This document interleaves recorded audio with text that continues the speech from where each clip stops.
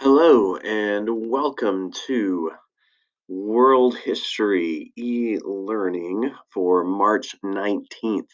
We are going to be talking about the beginnings of World War One. There are lots of different causes. We're going to talk about a handful of those. And the first one that we're going to mention here is going to be the assassination of Archduke Franz Ferdinand. Happened on June 28th of 1914. Um, if you were to talk to anybody about the assassination or the beginnings of World War One, what started World War One, 95% of the people are going to tell you, "Oh, the assassination of Franz Ferdinand." That's the one thing they really remember. That's what I call the spark of World War One. The reality is, while this is a tragic event, it's not going to be enough to get the world involved in the largest war the world had ever seen to that point. Here's the basics, and once you understand this a little bit better, you'll understand why. Okay, so Franz Ferdinand is the Archduke of Austria-Hungary. Austria-Hungary was an empire at that point. It's two countries today. It was an empire back then. So Franz Ferdinand, he's not like the king, but he's somebody who's in line to be the king.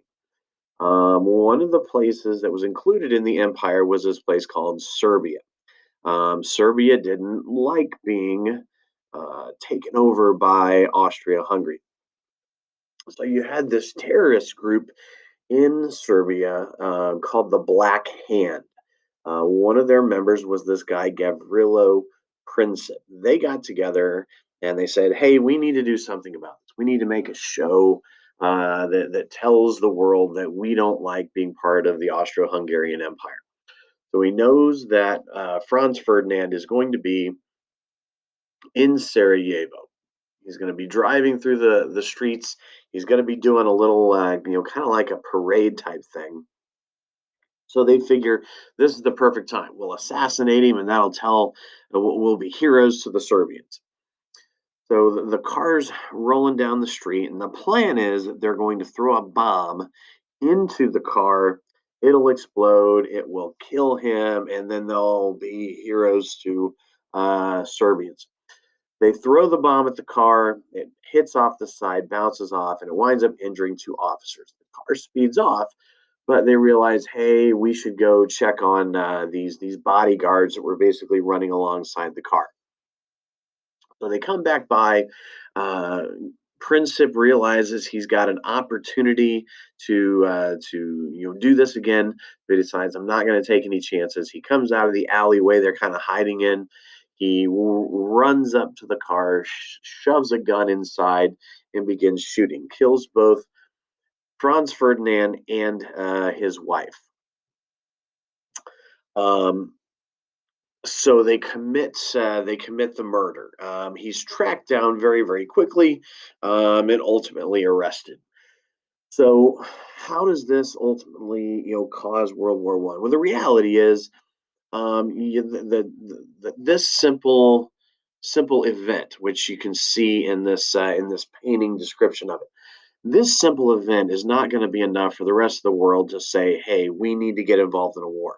Tragic, yes, but the reality is most of the rest of the world doesn't care enough about Serbia or Austria Hungary to get involved in a world war. So there's got to be more to it.